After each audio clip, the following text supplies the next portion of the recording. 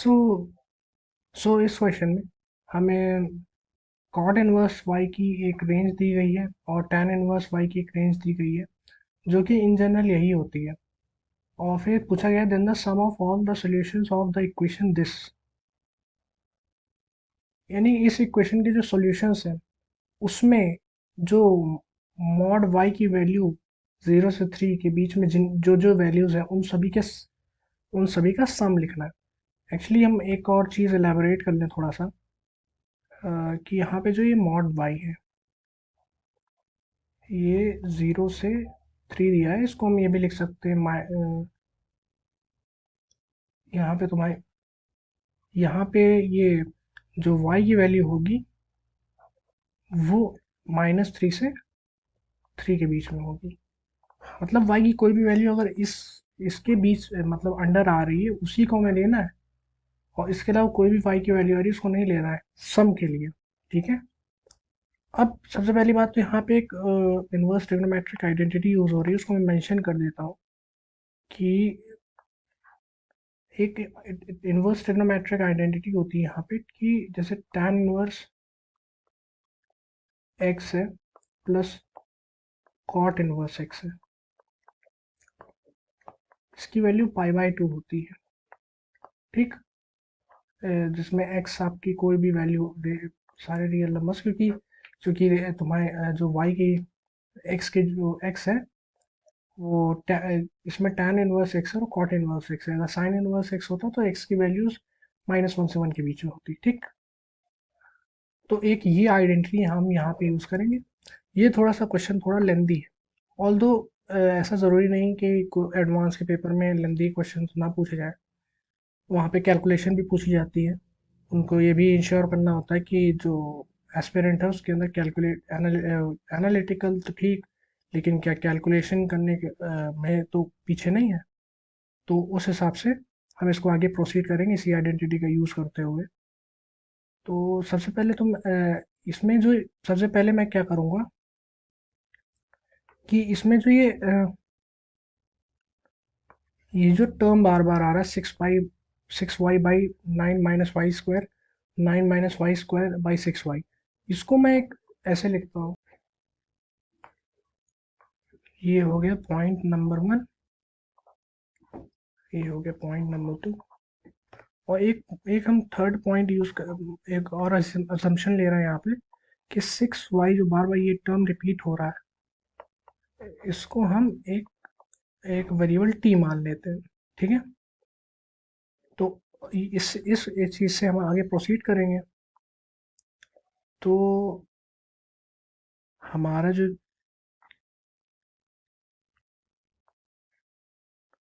तो अब ये क्या होगा, फिर हमारे पास बनेगा, उसमें बनेगा tan inverse t plus cot inverse 1/t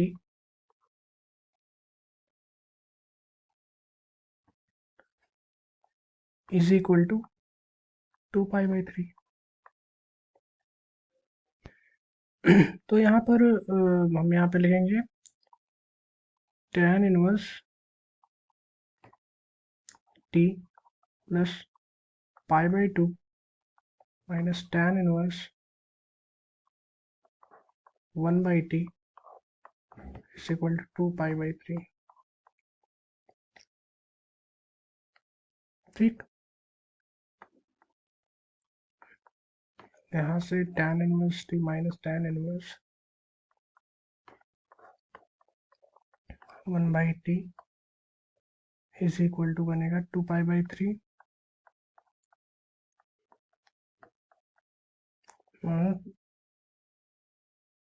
minus π/2। अब यहाँ पे tan inverse A minus tan inverse B लगा देंगे तो क्या बनेगा, tan inverse A minus 1 B और 1 प्लस ए इंटू बी, तो ये 1 हो जाएगा और यहाँ पे π/6 आएगा। तो अब यहाँ पे t minus 1/t/2 is equal to ये आ जाएगा √3। ठीक।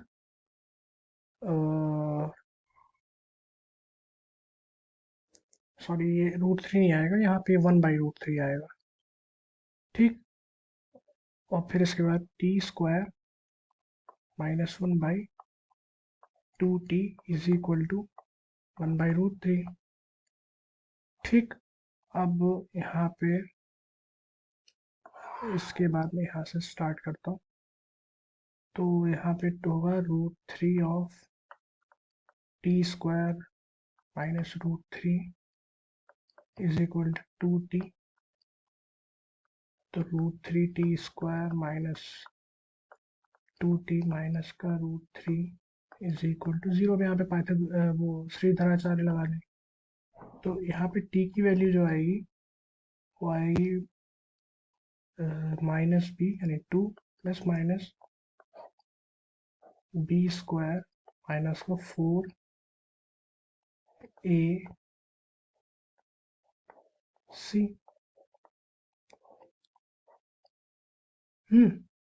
एक्चुअली यहाँ पे ये प्लस होगा, ये माइनस होगा, c वाला पार्ट माइनस होगा बाई 2 टाइम्स ऑफ यानी 2√3। तो t की वैल्यू आएगी 2 प्लस माइनस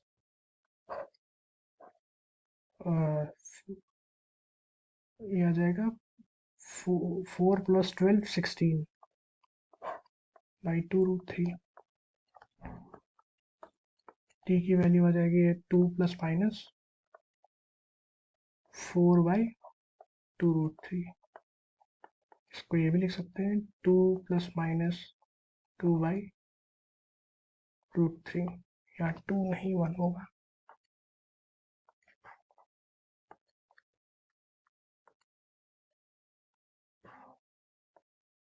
ठीक।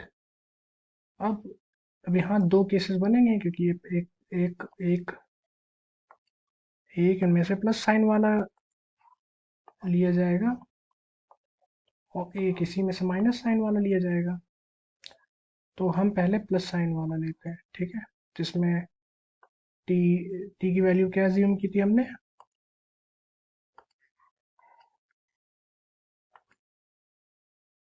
टी की वैल्यू अज्यूम की थी हमने 6y/9 - y²।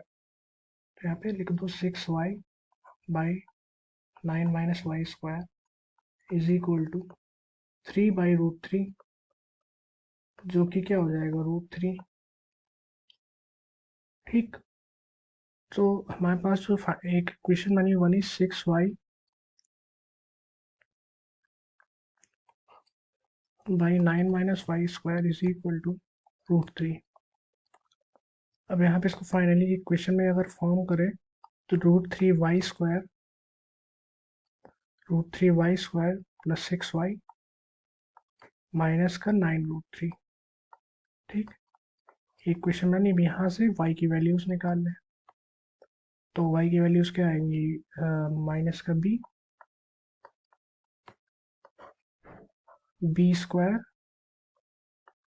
माइनस का 4ac।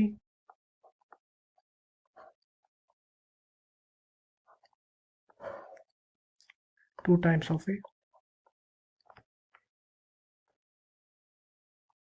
अब यहाँ पे इसमें -6 प्लस ये आ जाएगा, ये 36 आएगा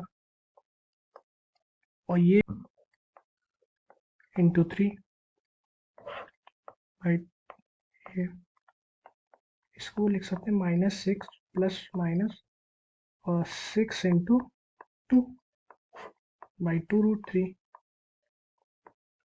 ये आ गया हमारा माइनस का 3 प्लस माइनस 6/√3।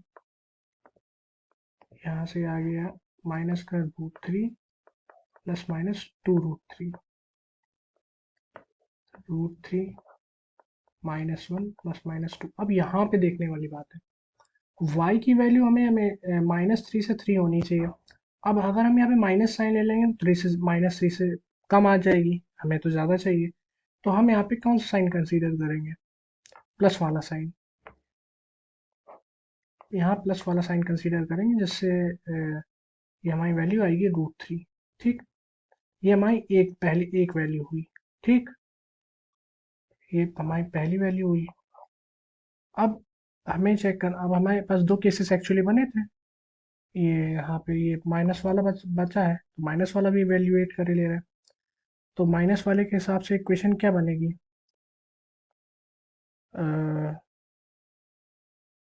माइनस वाले के हिसाब से बनेगी 6y इज इक्वल टू -1/√3, ये बनेगी। तो फिर से वही करते हैं, 6√3y, ये इसको फाइनली फॉर्म में कर देता हूँ डायरेक्टली, y² माइनस 6√3y और -9 इज इक्वल टू 0। y की वैल्यू आई यहाँ से 6√3 प्लस माइनस b²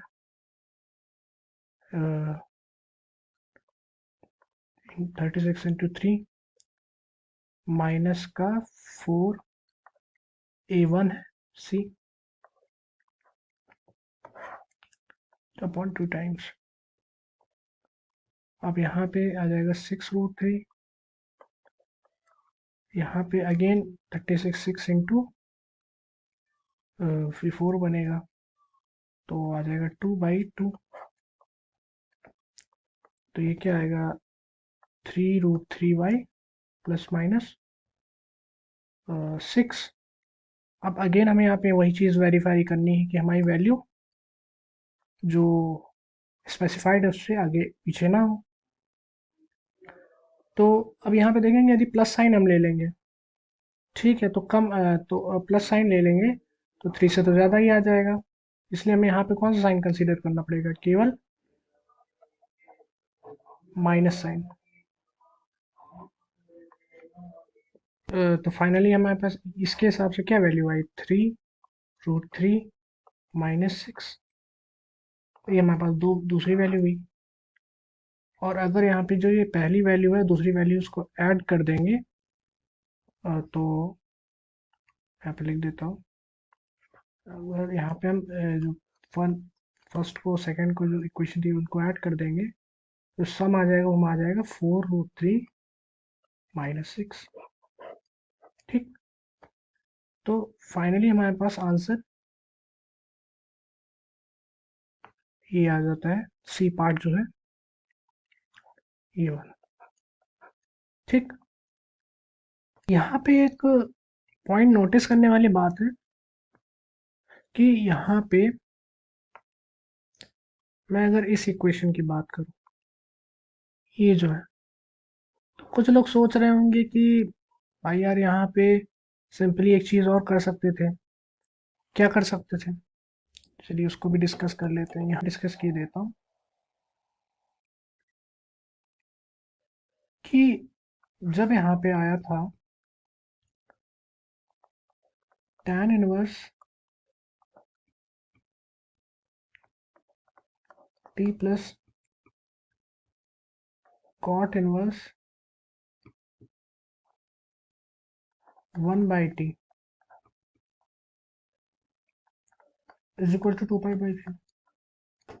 तो कुछ लोग कह रहे होंगे कि सर सिंपल थे, इसमें ये भी कर सकते थे कि tan इनवर्स उसको t मान लेते, ये भी tan इनवर्स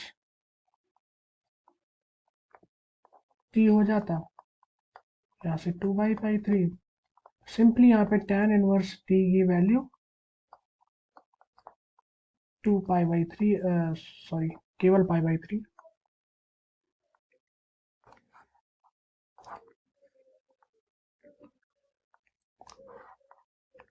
यहाँ π/3 आ जाती और t की वैल्यू यहाँ पे आ जाती √3। और ये हमारा एक केस भी है, ये देखिए। तो मैं यहाँ पे एक सिंपल सी बात कहना चाहूँ मैं यहाँ पे एक सिंपल सी बात कहना चाहूँगा कि यहाँ पे t इज इक्वल टू √3 है, ठीक है, एक केस कवर हो गया। लेकिन यहाँ पे एक केस कवर नहीं हुआ। क्यों नहीं हुआ? देखो, यहाँ पे जैसे अब तुमने किया कि यहाँ पे किया, तुमने तुमने ये सिंपली यहाँ पे किया क्या कि तुमने किया कि यहाँ पे तुमने tan इनवर्स t को थीटा मान लिया। ठीक है, टी को तुमने थीटा मान लिया और यहाँ पे टी की वैल्यू हो गई tan थीटा और 1/t की वैल्यू हो गई cot थीटा। यहाँ से तुमने थीटा फिर से रिप्लेस कर लिया, लिख दिया cot इनवर्स 1/t। ठीक, ये किया। अब यहाँ पे एक चीज देखो, अगर मान लो यहाँ पे मैं थीटा की वैल्यू -π/3 ले लूँ, लेट से एक केस ले रहा हूँ -π/3 क्योंकि इसकी रेंज में है tan इनवर्स y की। और तुम मतलब देख सकते हो ये यहाँ पे, ये देखो है केस एक -π/3 इसी के अंदर आ रहा है। हाँ, ले सकते हैं। अब एनालिसिस करते हैं। अगर मैं इसकी -π/3 लेता तो यहाँ पे क्या बनता, t बनता tan ऑफ -π/3, 1/3 बनता cot ऑफ -π/3 और cot इनवर्स t क्या बनता 1/t -π/3। अब -π/3 नहीं है रेंज में, cot इनवर्स जो है उसकी रेंज में माइनस कोई भी वैल्यू नहीं है, हमेशा वो पॉजिटिव है, आप देख सकते हैं। ठीक, तो अब वो तो रेंज में नहीं है, इसलिए हम ये वाला मेथड नहीं यूज करेंगे। ठीक, क्योंकि अब हुआ क्या कि एक केस कवर होगा, क्योंकि ये उन चीजों के लिए कवर हो गया जहां पे कॉट इनवर्स 1/t की वैल्यू पॉजिटिव आ रही थी और tan इनवर्स t की भी वैल्यू पॉजिटिव थी। यहाँ पे कोई भी आप पॉजिटिव वैल्यू रख दीजिए 0 से π/2 के बीच में, तो वो कॉट इनवर्स के लिए सेटिस्फाई कर जाएगी। उसके हिसाब से उसने एक केस आ गया जो कि t इज इक्वल टू √3 था, दूसरा केस नहीं आया जो कि हमारा tan इनवर्स के लिए सेटिस्फाई कर रहा था। जो माइनस वाली वैल्यूज थी वो tan इनवर्स के लिए सेटिस्फाई कर रही थी, वो नहीं आया। ठीक, तो इसीलिए हम ये वाला केस नहीं, ये मेथड मैंने नहीं यूज किया यहाँ पे। ठीक, सो थैंक यू, बाय।